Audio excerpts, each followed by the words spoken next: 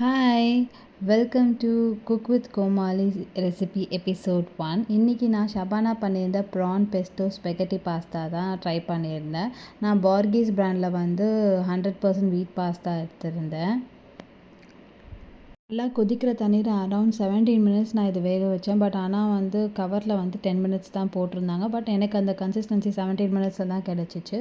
இந்த mean time ப்ரானை marinate பண்ணுறதுக்கு 1 spoon pepper, salt, அதுக்கப்புறம் லெமன் ஜூஸ் போட்டு நல்லா ஒரு 10 மினிட்ஸ் மினிமம் அது நல்லா ஊறணும்.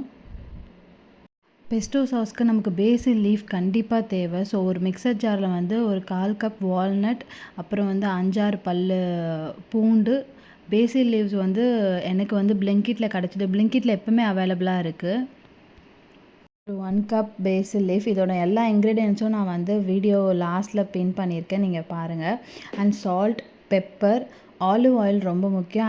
அண்டு இதை நல்லா ஒரு திக் பேஸ்ட்டாக அரைச்சிக்கோங்க. தண்ணி எதுவுமே ஊற்றாதீங்க. அந்த ஆலிவ் ஆயிலை அந்த கன்சிஸ்டன்சிக்கு கொண்டு வந்துடும்.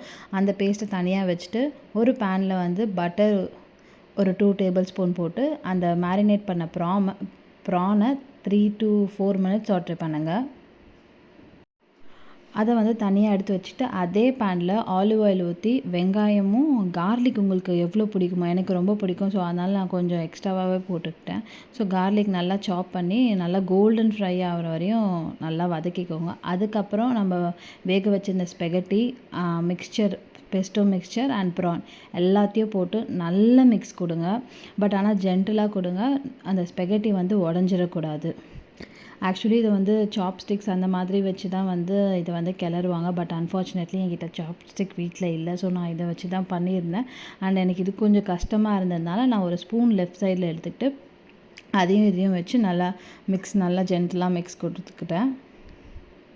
நானுமே இதான் ஃபர்ஸ்ட் டைம் ட்ரை பண்ணியிருந்தேன். பட் ஆனால் நிஜமாகவே ரொம்ப சூப்பராக வந்துச்சு. எங்கள் வீட்லேயும் சரி, எனக்கும் சரி ரொம்ப பிடிச்சிருந்துச்சு. அண்ட் எந்த இன்க்ரீடியன்ஸையும் ஸ்வாப் பண்ணுற மாதிரி இதுக்கு பதிலாக அது அந்த மாதிரி யூஸ் பண்ணாதீங்க. தயவு செஞ்சு இந்த இன்க்ரீடியன்ஸை யூஸ் பண்ணுங்கள். ஐ நோ ஆலிவ் ஆயில் இதெல்லாம் காஸ்ட்லியாக இருக்கும். பட் ஆனால் இந்த ரிச்னஸ் வரணுன்னா அதை தான் நம்ம யூஸ் பண்ணணும். நல்லா ஜென்டலாக மிக்ஸ் பண்ண பிறகு ஒரு 1/4 கப் ஃப்ரெஷ் க்ரீம் அதையும் போட்டு நல்ல ஒரு மிக்ஸ் கொடுங்க. உப்பு கரெக்டாக பார்த்துக்கோங்க. ஏன்னா நான் வேக வைக்கும் போதும் உப்பு போட்டேன். அதுக்கப்புறமா பெஸ்டோ சாஸ் ரெடி பண்ணும்போது உப்பு போட்டேன். ப்ரான்லேயும் உப்பு போட்டேன். ஸோ அதுக்கப்புறமா உங்களுக்கு வேணும்னா லைட்டாக உப்பு போட்டு அதையும் நீங்கள் ஒரு ஜென்டில் மிக்ஸ் கொடுத்துங்க. வேறு என்ன ரெசிபி ட்ரை பண்ணலான்னு மறக்காமல் கமெண்ட் பண்ணுங்கள். ஆனால் இந்த ரெசிபி நீங்கள் ட்ரை பண்ணி அது உங்களுக்கு ரொம்ப பிடிச்சிருந்ததுன்னா கமெண்ட் பண்ணுங்கள். பிடிக்கலனாலும் கமெண்ட் பண்ணுங்கள். நான் நெக்ஸ்ட் வீடியோவில் கண்டிப்பாக உங்களை மீட் பண்ணுறேன். பாய்.